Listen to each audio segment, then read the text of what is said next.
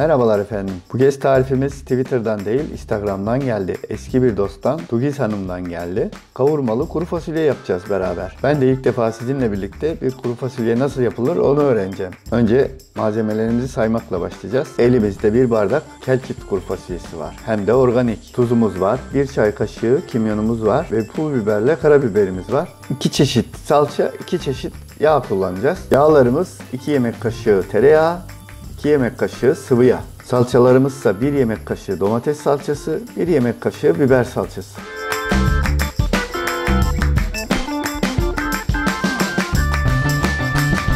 Ayrıca ince bir dilim limona ihtiyacımız olacak. Bir de kuru soğanımıza. Benimki gibi yeşillenmiş olmaması gerekiyor. Kuru fasulyenin özelliği ha deyince yapılan bir yemek değil. Önceden planlanmış olması gerekiyor. Bunun nedeni ise geceden kuru fasulyeleri ıslatmamız gerekiyor. Yoksa pişmez. Yani fasulyelerimizi akşamdan ılık suda sabaha kadar bekletmiş olmamız gerekiyor.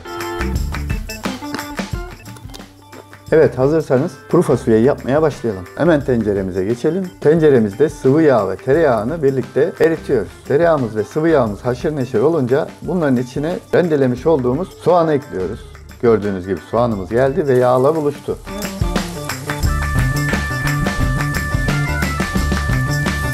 Soğanımız pembeleşince devreye salçalarımız giriyor.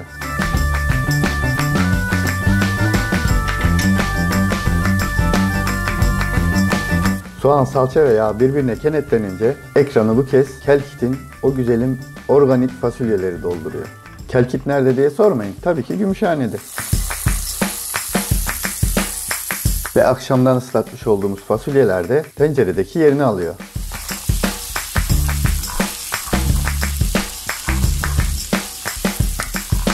Tugiz Hanım bu aşamada baharatları devreye sokuyor. Baharatlarımızda ne vardı? Pul biber, karabiber, 1 tatlı kaşığı kimyon ve vazgeçilmezimiz tuz. Burada bir dipnot düşmeliyim. Bildiğiniz gibi fasulye yendiği zaman sıkıntı yaratabilen bir bakliyat. Kimyon o sıkıntıları en baştan önleyebilir. Bunlar da birbirine bir güzel karıştırılınca devreye kavurmamız giriyor.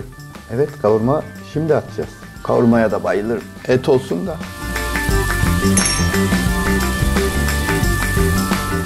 Kavurma da kendini bıraktı, fasulyelere teslim oldu. İşte tam bu aşamada sıcak suyumuz devreye giriyor ve suyu fasulyelerin üstünü kapatacak kadar koyuyoruz.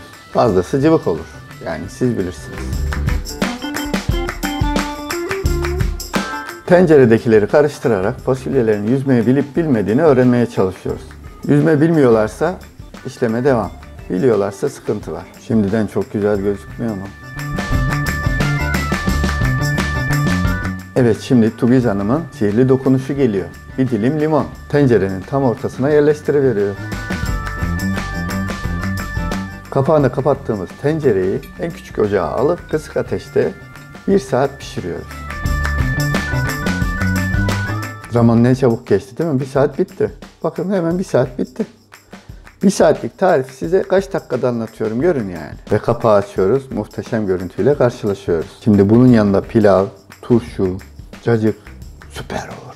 Evde misafir yoksa soğan da yiyebilirsiniz tabii. Şimdi benden size bir tavsiye. Kuru fasulye pişirdiyseniz aynı akşam yemeyin. Eğer helmelenmiş ya da helvelenmiş ne deniyorsa ona öyle seviyorsanız bir gün bekletin. Ertesi akşam yiyin. Çok daha lezzetli olacaktır. Bir tarifin daha sonuna geldik. Ben de bu sayede kuru fasulyenin nasıl yapıldığını öğrenmiş oldum. Israrlarıma dayanamayıp emek harcayarak bana bu tarifi gönderen Tugiz Hanım'a çok teşekkür ediyorum. Ellerine kollarına sağlık. Muhteşem gözüküyor zaten. Bir dahaki tarifte görüşmek üzere. Abone olmayı unutmayın. Yorumlarınızı da esirgemeyin. Sağlıcakla kalın.